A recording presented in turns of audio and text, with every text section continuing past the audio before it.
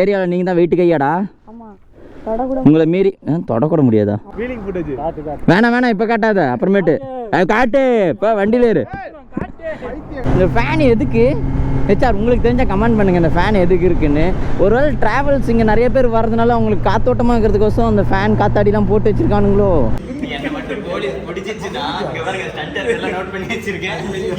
ராஜு பாய் 2 finger இன் தி clutch. English தெரியும், I know English. நமக்கு நாமளே ஹியூமனிட்டி பிஜிஎம் போடுவோம்.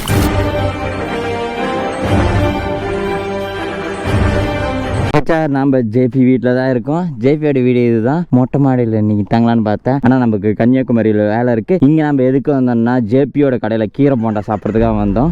மூக்க பிடிக்க நல்லா சாப்பிட்டேன். இதுக்கோசம் காலையிலேருந்து எதுவுமே சாப்பிடாம வீட்டிலேருந்து அப்படியே வந்துட்டேன். இப்போ நம்ம கன்னியாகுமரி தான் சார் போகிறோம். திருநெல்வேலி மதுரை தாண்டி வந்துட்டோம். ஆனால் மீனாட்சம்மன் கோயிலுக்குள்ளே வரல. யோ மிலிட்ரி, என்னது? ஏன் என்னைய பயன்படுத்தின? போலாமா? ஐயோ ஒன்றும் இல்லாத பேக்கு ஏன் அப்படி இழுத்து கட்டுற? எனக்கு வழி தெரியாது, வா. மேப்பும் போடவும் முடியாது. நம்ம ஏன் இப்போ கன்னியாகுமரிக்கு அவசரமாக போகிறோன்னா, இருக்காருல்ல அவரோட பூஸை வந்துட்டு ரேப்பிங் முடிச்சிருக்காங்க. டேய் எனக்கு செவனாப்பே இப்போ தாண்டா குடிச்சிட்டு வந்தேன். வேடா எடுத்துக்கலாம். ஏரியாவில் நீங்கள் தான் வெயிட்டு கையாடா? உங்களை மீறி தொடக்கூட முடியாதா? அடி வாங்குவியா? எனக்கு ஒரு ஃபோட்டோ அனுப்பிச்சு விட்ருங்கடா இன்ஸ்டால. டேய் எங்கள் தலைவன் வந்திருக்கான்டா, இருறா. நீயும் வாடா. கையில் என்னதுடா? என்னடா ரோலக்ஸோட ஸ்பீக்கராடா? என்னடா எல்லாம் பிடிங்கடா. பாட்டு எதை போட்டு விடலாம்ல? ஓ வேணாம், காப்பிரைட் போட்டுருவானுங்க. ஓ அந்தாண்ட இவனை தெரியுமா உங்களுக்கு? ஏரியாவில் சீன் போடுவானா? மாஸ்க் காட்டுவானா? வீலிங் அடிப்பானா? இதில் யாரா பைக் ஓட்டுவீங்க?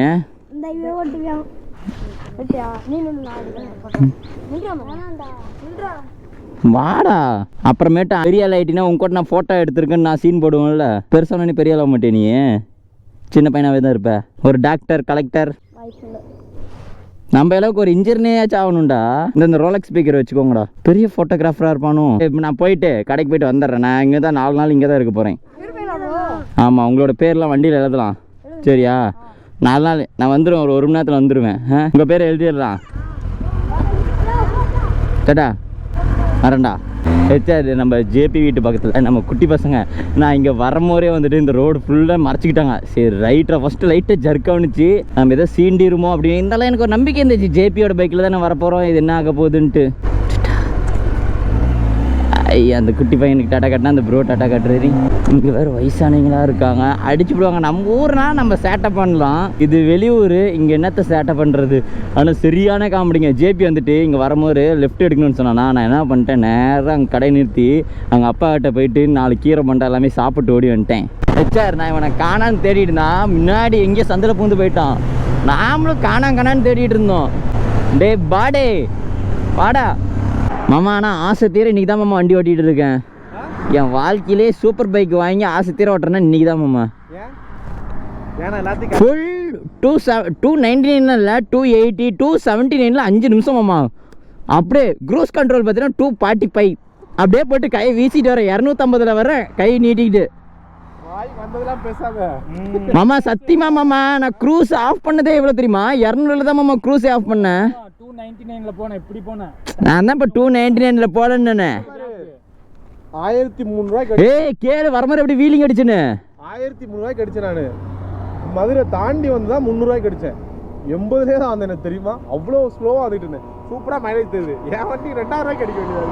சேலத்துக்கு வரணும்னா இது ஒரு ஆகவலி. எட்ஜஸ்ட் போட்டால் நோ மைலேஜ். வேற எட்ஜஸ்ட் அவர் போட்டு போயிட்டு இருக்காரு. வீலிங் ஃபுட்டேஜ் வேணாம் இப்போ காட்டாத, அப்புறமேட்டு காட்டு. இப்போ வண்டியில் இரு. உன்னது மாதிரியே நீ சீன் போடுற. ஓசியில் வாங்கினது தானே?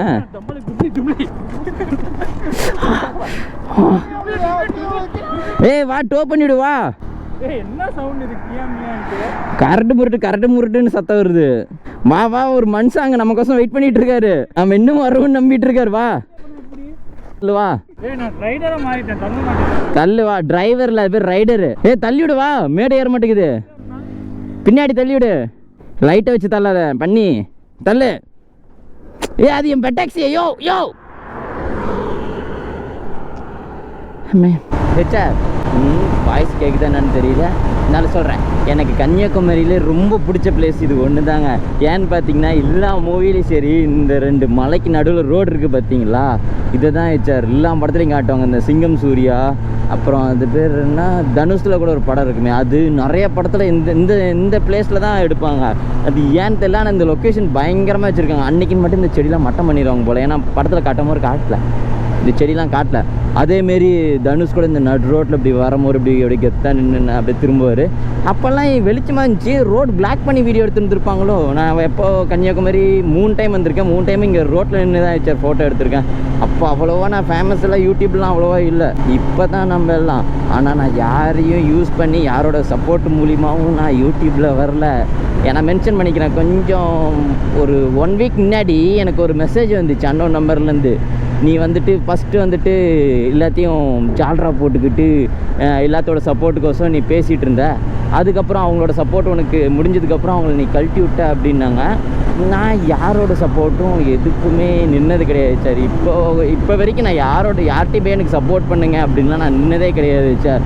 நம்ம யூடியூப் கூட கேட்டேன், நோஸ் கட் பண்ணதுலேருந்து நான் அது கேட்குறது கூட நிறுத்திட்டேன். சரி இவங்கள்ட்ட கேட்டால் அசிங்க தான் பண்ணணும் எதுக்கு அப்படின்னு சொல்லிட்டு.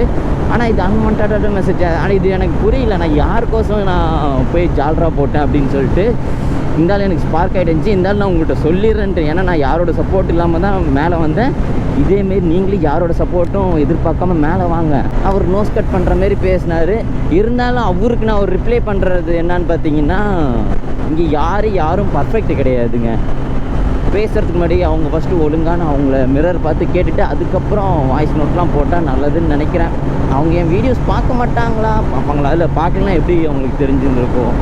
ஒருத்தர் வளர்ந்து ஒரு ஸ்டேஜுக்கு போயிட்டு இருந்தாலே இந்தமாரி வர்றது தான். நானே இப்போ தான் என் ஹெச்ஆரோட பேர்லாம் ஆசையாக எழுதி இதில் அவங்களுக்கு எதோ யூஸ்ஃபுல்லாக இருக்கட்டுமேனு அமௌண்ட்டு கொஞ்சம்லாம் கொடுத்து நம்ம யூஸ்ஃபுல்க்கு ஏதோ பண்ணிகிட்ருக்கோம். இந்த டைமில் வந்துட்டு பிளா பிளா பிளா ஷிக் அவ இந்த பாட்டி அப்படின்ட்டு பாட்டு பாடிட்டு இருக்காங்க.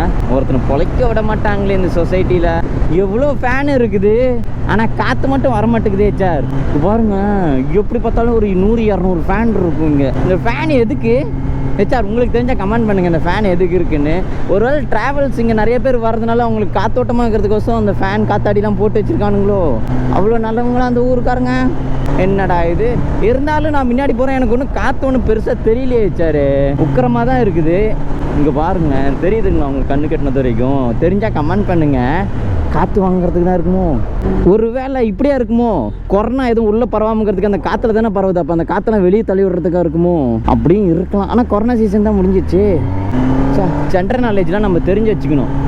ஆனால் நமக்கு இருக்கிற அறிவுக்கு நம்மளாம் இந்தியாவில் இருக்கவே வேண்டியதில்லை, நம்மளாம் ஃபாரினில் இருக்க வேண்டியது. ஆத்தி எப்படி இந்த சீசன்லாம் கொய்யாப்பழம் விற்குது? இன்னும் 80 கிலோமீட்டர் இருக்குது. ரோடு நல்லா இருக்குன்னு பார்த்தா இப்படி இருக்குது. ஸ்பீட் இருக்குது. சாரி நை, பயந்துட்டேன். நம்ம ஃபைனலாக அந்த கேரளா பக்கத்தில் இங்கே வந்து சேர்ந்துட்டோம். வர்றதுக்குள்ளார நான் பட்டப்பாடு எனக்கு மட்டும் தான் தெரியும். வர வழியில் வ்ளாக் பண்ணல, ஏன்னா நம்ம 11 மணிக்கு வரோன்னு சொல்லியிருந்தோம். நான் வந்த டைம் பார்த்தீங்கன்னா 5 மணிக்கு. எதுக்கு வச்சுன்னா அந்த பைக் ஓப்பனிங்க்கு தான் இங்கே பார்த்தீங்கன்னா ப்ரோ ரெடி பண்ணியிருந்தாரு. வண்டி ஓனர் பார்த்தீங்கன்னா அவர் தான் வண்டி ஓனர். என் மேலே இது வரைக்கும் கோவம் காட்டாமல் பெரிய விஷயம். அந்த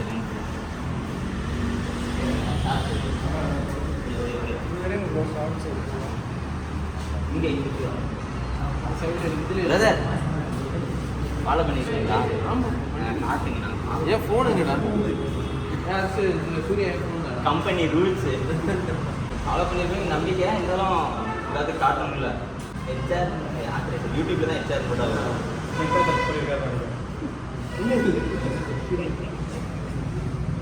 ஃபாலோ பண்ணியிருக்காரு, ஃபாலோ பண்ணியிருக்காரு. எழுதுங்க அட்டு போட்டு இதுலேயே ஒரு ரீல்ஸ் எடுக்கணும்.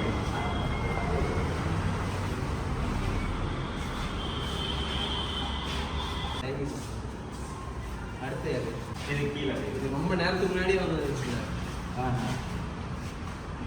ஃபாலோ பண்ணி நம்ம அப்புறம் பார்க்கலாம். பிரதர் நீங்கள் ஹெல்மெட் போட்டுருங்க. இவங்க வந்துட்டு ஹெல்மெட் வந்துட்டு நம்ம 2019 இருந்தோம்ல அந்த மாரி இவங்க 2 பேருமே ஸ்டண்ட்டு தானா? ஆமாம்.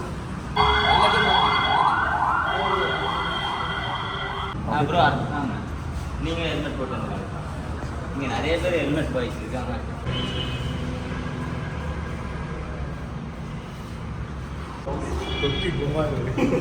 இல்லை பூனை ரவி என்னை மட்டும் போலீஸ் பிடிச்சிச்சுன்னா இங்கே பாருங்க ஸ்டண்டர் எல்லாம் நோட் பண்ணி வச்சிருக்கேன். பெரிய கேஸ் பெருசா நான் கண்டிப்பாக மாமா சார பாம்பு வாங்க. இப்போ நம்ம தலைவர் எடுக்கிறாரு. இதெல்லாம் நீங்க காட்டணுமா? நான் டெய்லியும் பார்த்துட்டு இருக்கேன். வாங்க இங்கே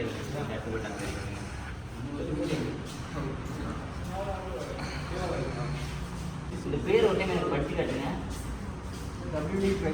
ட்ரைல்ஸா? யார் அவன் ட்ரிப்புன்னு சொன்னேன்? ட்ரிப்லாம் சொல்ல, ட்ரைல்ஸ் தான் சொன்னேன். அவர் பாருங்க ஃபேஸ் காட்டுறாரு. கேமரா கீழே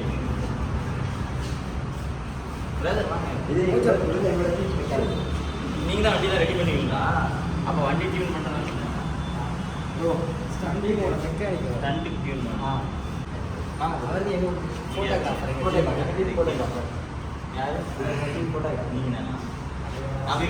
மாட்டாரா?